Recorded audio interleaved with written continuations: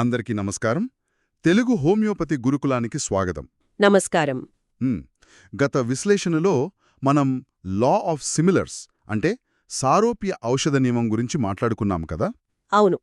ఆ నియమం ఎలా పనిచేస్తుందో వివరంగా చర్చించాము. ముళ్ళును ముళ్ళుతోనే తీయాలి అన్నట్టుగా మందు ఎలా పనిచేస్తుందో చూశాము. కానీ ఆ విశ్లేషణ తర్వాత నా మెదడులో ఒక బలమైన ప్రశ్న మెదులుతూనే ఉంది. ఏంటా ప్రశ్న? అసలు భౌతికమైన పదార్థమే దాదాపుగా లేని ఆ అతి సూక్ష్మమైన మందుకు స్పందించడానికి మన దేహంలో ఏముంది అని. ఈ నియమం ఎందుకంత అద్భుతంగా పనిచేస్తుంది? ఇది చాలా గొప్ప ప్రశ్న. మనమిచ్చే ఆ సూక్ష్మమైన మందుకు స్పందించే ఒక డైనమిక్ స్పందన మన లోపల ఉంటుంది. ఆ అదృశ్య స్పందననే హోమియోపతిలో వైటల్ ఫోర్స్ లేదా ప్రాణశక్తి అని పిలుస్తారు. అంటే ఆ ప్రాణశక్తే మన శరీరాన్ని నియంత్రించే అదృశ్య శక్తి అన్నమాట. వ్యాధి అనేది మొదట భౌతిక కణజాలాలలో అంటే టిష్యూలలో రాదు. అది ముందుగా ఈ అస్తవ్యస్తమైన ప్రాణశక్తిలోనే ఉంటుంది అని అర్థం చేసుకోవడమే మన లక్ష్యం. సరే, దీన్ని కాస్త విడమర్చి చూద్దాం. అసలు ఈ ప్రాణశక్తి అంటే ఏమిది? అది దేహాన్ని ఎలా నడిపిస్తుంది అనేది డాక్టర్ హానిమన్ రచించిన ఆర్గానన్ గ్రంథం ద్వారా తెలుసుకుందామా? తప్పకుండా. వైద్యలోకానికి ఒక దిక్సూచి లాంటి ఆర్గనన్లోని 9వ అపోరిజంలో హానిమన్ గారు దీని గురించి అద్భుతంగా చెప్పారు. మనిషి ఆరోగ్యంగా ఉన్నప్పుడు ఈ ప్రాణశక్తి శరీరాన్ని ఒక సామరస్యమైన స్థితిలో ఉంచుతుంది. సామరస్యమైన స్థితి అంటే అంతా ఒక హార్మోనిలో ఉండటం కదా? అవును. లోపల అవయవాలు ఎలా పనిచేస్తున్నాయో కూడా మనకు తెలియని ఒక ప్రశాంతమైన స్థితి అది. ఆ సామరస్యం ఉన్నప్పుడే మనసు ఈ శరీరాన్ని స్వేచ్ఛగా వాడుకోగలుగుతుంది. అంటే ప్రాణశక్తి సక్రమంగా ఉంటేనే మనసుకి శరీరానికి మధ్య సమన్వయం ఉంటుంది. కరెక్ట్. ఇక అధవ అపౌరుషంలో మరింత గంభీరమైన విషయాన్ని చెప్పారు. ఒకవేళ ఆ శరీరం నుండి ఈ ప్రాణశక్తి వేరుపడిపోతే ఏమవుతుంది అని. ఏమవుతుంది? ప్రాణశక్తి లేని దేహం కేవలం రసాయనాల సమ్మేళనం మాత్రమే. అందులో ప్రాణం ఉండదు. అంటే ప్రాణం పోయిన మరుక్షణం భౌతిక శరీరం డెడ్ బాడీగా మారిపోతుంది కదా, అలాగా? అవును. ఆ దేహం నిర్జీవంగా మారి క్రమంగా నశించిపోతోంది, డీకంపోజ్ అయిపోతుంది. దీని బట్టి మన దేహాన్ని నిలబెట్టేది రసాయనాలు కాదని అర్థమవుతోంది కదా. నిజమే. ఆ అదృశ్య శక్తి మాత్రమే శరీరాన్ని బ్రతికిస్తోంది. మరి మనిషికి జబ్బెలా వస్తుంది? దీని గురించి 11వ అపోరిజంలో ఏమైనా చెప్పారా? చెప్పారు. ఈ ప్రాణశక్తికి ఆటంకం కలిగినప్పుడే, అంటే అది డిస్టర్బ్ అయినప్పుడే దేహంలో వ్యాధి లక్షణాలు బయటపడతాయి. అంటే జబ్బు అనేది లోపల అవయవాలు పాడవడమా? అస్సలు కాదు. వ్యాధి అనేది మన కంటికి కనిపించే భౌతికమైన పదార్థం కాదు. అదొక డైనమిక్, అంటే శక్తి రూపమైన ఆటంకం మాత్రమే అని హానిమన్ గారు చాలా స్పష్టంగా చెప్పారు. ఇక్కడే అసలైన ఆసక్తికరమైన విషయం ఉంది. ఈ ప్రాణశక్తికున్న లక్షణాలను మనం సామాన్య ఉదాహరణలతో అర్థం చేసుకుంటే ఇంకా బావుంటుంది కదా. ఖచ్చితంగా. దీనికి 3 ప్రధాన లక్షణాలున్నాయి. మొదటిది, ఇది భౌతికమైనది కాదు, నాన్ మెటీరియల్. దీన్ని మనం తూయలేము, కొలవలేము. రెండవది, ఇది నిరంతరం చలించే ఒక డైనమిక్ శక్తి. ఇక మూడవది, దానంతట అదే శరీరాన్ని నియంత్రించుకునే సామర్థ్యమున్న రెగ్యులేటరీ వ్యవస్థ. అంటే మన దేహంలో జరిగే ప్రతిదీ ఇదే చూసుకుంటుందా? అవును. శరీరంలోని ప్రతి స్పర్శను, అంటే సెన్సేషన్స్ని, అన్ని అవయవాల ఫంక్షన్స్ని, వాటి మధ్య కోఆర్డినేషన్ని ఒక తెలివైన మేనేజర్లా ఇదే పరిపాలిస్తుంది. దీనికి మూలాల్లో ఉన్న ఆ నది ఉదాహరణ బాగా సరిపోతుందనుకుంటా. అవును. ఒక నది ప్రశాంతంగా ప్రవహిస్తుంటే ఎలా ఉంటుందో ఊహించండి. ఆ చుట్టుపక్కల పంటలు బాగా పండుతాయి, ప్రజలు సంతోషంగా ఉంటారు. ఎందుకంటే నీరు ఒక క్రమంలో వెళ్తోంది కాబట్టి. కరెక్ట్. కాని అదే నది వాతావరణ మార్పుల వల్ల గతితప్పి వరదగా మారితే ఏమవుతుంది? ఊర్లకు ఊర్లే మునిగిపోయి భయంకరమైన విధ్వంసం జరుగుతోంది. సరిగ్గా. మన ప్రాణశక్తి కూడా అంతే. అది తన లయలో తాను ప్రవహిస్తే ఆరోగ్యం. అది గాడి తప్పినప్పుడే మన దేహంలో విధ్వంసం మొదలవుతుంది. ఇంతకు దీని అర్థమేమిటి?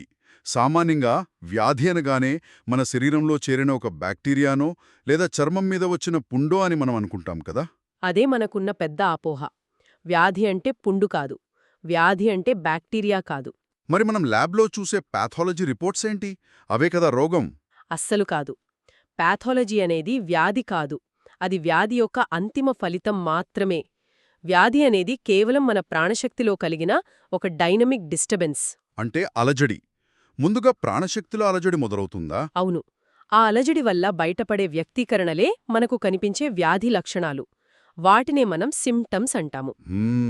అంటే వ్యాధి అనేది ముందు ఒక అదృశ్య శక్తిలో మొదలై ఆ తర్వాత భౌతిక శరీరానికి చేరుకుంటోందన్నమాట. ఈ ప్రయాణం ఎలా వ్యక్తమవుతుంది? దీనికి ఒక స్పష్టమైన క్రమముంటుంది. వ్యాధి డైనమిక్ స్థాయి నుంచి భౌతిక స్థాయికి ఎలా ప్రయాణిస్తోందో మనం చూడొచ్చు. మొదటగా జరిగేది అదృశ్యమైన ఆటంకం. అంటే ప్రాణశక్తి స్థాయిలో డైనమిక్ డిస్టర్బెన్స్? అవును, సెంట్రల్ డిస్టర్బెన్స్ అంటాము. మనస్సులో భావోద్వేగాల స్థాయిలో వచ్చే కాలుష్యమనమాట. ఆ తర్వాత అది అవయవాల పనితీరులో మార్పు తీసుకొస్తుంది. దీన్నే ఫంక్షనల్ చేంజ్ అంటారా? కరెక్ట్. అంటే అకారణంగా అలసట రావడం, నిద్ర పట్టకపోవడం లాంటివి జరుగుతాయి.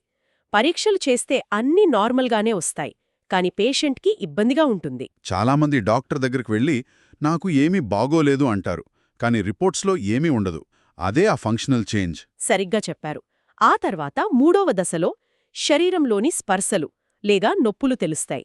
సెన్సేషన్స్ అంటాము. అంటే తిమ్మిర్లు, మంటలు లాంటివి. మరి ఆఖరికి? ఆఖరికి అంటే చివరగా శరీర నిర్మాణంలో మార్పొస్తుంది. దాన్ని స్ట్రక్చరల్ చేంజ్ అంటాము. అప్పుడే మనకు కణితులు, పుండ్లు లాంటివి భౌతికంగా కనిపిస్తాయి. అంటే క్రమం చూసుకుంటే ముందు డైనమిక్, తర్వాత ఫంక్షనల్, ఆ తర్వాత భౌతికమైన ఫిజికల్ చేంజ్ అన్నమాట. అవును, సెంట్రల్ డిస్టర్బెన్స్ నెమ్మదిగా కణజాలాల స్థాయికి చేరుకుంటుంది. ఇదొక ముఖ్యమైన ప్రశ్నను లేవనెత్తుతుంది. మరి వ్యాధి లక్షణాలను మనం ఎలా చూడాలి? అంటే సిమ్టమ్స్ని కదా. సాధారణంగా జ్వరంగాని నొప్పిగాని రాగానే దాన్ని వెంటనే ఏదో ఒక మందు వేసి అణచివేయడానికి చూస్తాము మనం. అది చాలా తప్పు. లక్షణాలనేవి ప్రాణశక్తి యొక్క భాష. వాటిని మనం శత్రువులా భావించి అణచివేయకూడదు. అవి మనం అర్థం చేసుకోవాల్సిన సంకేతాలు. శరీరంలో ఏదో తప్పు జరుగుతోందని చెప్పే హెచ్చరికలన్నమాట. అవును, దీనికి మూలాల్లో ఒక ఆసక్తికరమైన ఉదాహరణ చెప్పారు. ఊహించుకోండి, రాత్రిపూట ఒక ఇంట్లోకి దొంగ వచ్చాడు. అది చూసి పెంపుడు కుక్క గట్టిగా మొరగడం ప్రారంభించింది. ఇక్కడ కుక్క మరగడం అనేది ఒక రక్షణ వ్యవస్థ. మన శరీరంలో కనిపించే వ్యాధి లక్షణం లాంటిదే. కరెక్ట్. కుక్క మొరుగుతోంది అంటే ప్రమాదం పొంచి ఉంది అని. యజమాని లేచి కాపాడుకోవాలి. కాని నిద్ర చెడిపోతోందని కోపంతో యజమాని బయటకు వచ్చి కుక్కను కుట్టి మూను వస్తే ఎలా ఉంటుందో ఇది కూడా అంతేనా? అవును, అప్పుడు కుక్క నిశ్శబ్దంగా ఉండిపోతుంది. కాని ఆ ఇంటిని దొంగ పూర్తిగా దోచేస్తాడు కదా. మన వ్యాధి లక్షణాలను అణచివేయడం కూడా అంతే ప్రమాదకరం. నిజమే. కేవలం పైపైన నొప్పి నివారణ మందులు వేస్తే లోపలున్న అసలు వ్యాధి మన కణజాలాలను మరింత నాశనం చేస్తుంది. దీన్ని విస్తృత కోణంలో చూసినట్లయితే అసలు హోమియోపతిలో వాడే సారూప్య మందు ఎందుకు పనిచేస్తుందో మనకర్థమవుతుంది. సిమిలర్ రెమెడీ గదా? అవును, ఆ మందు దేహంలోకెళ్ళి సూక్ష్మక్రిములను చంపదు. అది శరీరంలో సహజ వ్యాధికి సమానమైన కాని కొద్దిగా బలమైన ఒక కృత్రిమ డైనామిక్ ఆటంకాన్ని సృష్టిస్తుంది. ఆర్టిఫిషియల్ డిస్టర్బెన్స్ అంటాం కదా. అప్పటికే రోగంతో ఉన్నప్పుడు మళ్ళీ మనం ఒక కృత్రిమ వ్యాధిని ఎందుకు సృష్టించాలి? ఎందుకంటే దానికి మన ప్రాణశక్తి తక్షణం ప్రతిస్పందిస్తుంది. ఆ కృత్రిమ వ్యాధిని పారద్రోలే క్రమంలో తన పూర్తి సామర్థ్యాన్ని కూడా తీసుకొని పోరాడుతుంది. ఓహో, ఆ క్రమంలో అప్పటికే ఉన్న సహజ వ్యాధి కూడా నిర్మూలించబడుతుందన్నమాట.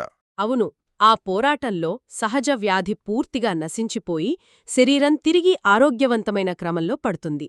దీన్నే రీఆర్గనైజ్ చేయడం అంటాం. మాస్టర్ ఈకే గారు చెప్పిన వడదెబ్బ ఉదాహరణ ఇక్కడ భలే సరిపోతుంది. అవును, వడదెబ్బ తగిలినప్పుడు తీవ్రమైన ఎండలో తిరిగొచ్చినప్పుడు అప్పటికే ఎండకు కాలిపోయి ఉంటాం కదా.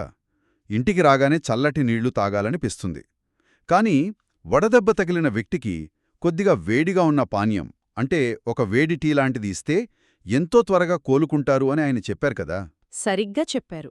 ఎందుకంటే బయట ఎండవేడికి తట్టుకోవడానికి మన ప్రాణశక్తి లోపల మరింత వేడిని ఉత్పత్తి చేస్తూ పోరాడుతూ ఉంటుంది. ఆ సమయంలో మనం వేడి టీ ఇస్తే ప్రాణశక్తికి మనం తోడ్పాటు అందించినట్లు అవుతుంది కదా. అవును, అప్పుడు తన శ్రమ తగ్గిపోయిందని గ్రహించిన శరీరం వేడిని ఉత్పత్తి చేయడం ఆపేస్తుంది. వెంటనే లోపలి ఉష్ణోగ్రత సాధారణ స్థితికి వస్తుంది. చల్లటి నీళ్లు పోస్తే ప్రాణశక్తికి దిగ్భ్రాంతి కలుగుతుంది. అంటే ముల్లును ముల్లుతో తీయడం, ఉష్ణాన్ని ఉష్ణంతోనే తగ్గించడం లాంటిదే కదా ఈ లా ఆఫ్ సిమిలర్స్. అద్భుతంగా చెప్పారు. ఈ ప్రాచీన తత్వాన్ని నేటి ఆధునిక శాస్త్రం కూడా సున్నితంగా అంగీకరిస్తోంది తెలుసా? అవునా? ఆధునిక శాస్త్రం దీన్ని ఎలా చూస్తోంది? వాళ్ళు ప్రాణశక్తి అని పిలవరు కదా.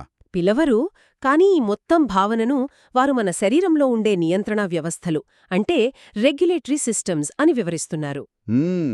ఫంక్షనల్ హార్మనీ అని కూడా అంటారు కదా. అవును, పర్యావరణంలో మార్పులు వచ్చినప్పుడు దానికనుగుణంగా శరీరం చూపే అనుకూల ప్రతిస్పందనలు అంటే అడాప్టివ్ రెస్పాన్సెస్తో ఈ ప్రాణశక్తిని అనువహించి మనం అర్థం చేసుకోవచ్చు. నిజమే.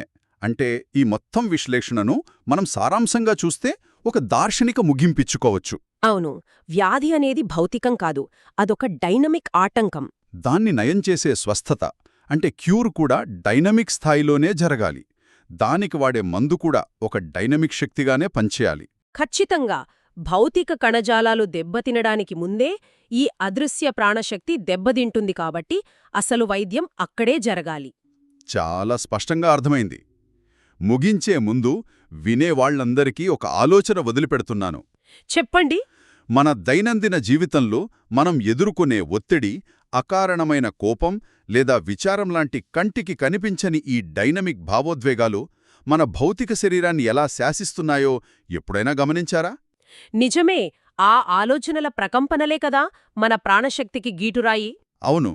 తదుపరి ఎపిసోడ్లో హోమియోపతి వైద్యుని పాత్రను మనం అర్థం చేసుకుందాం.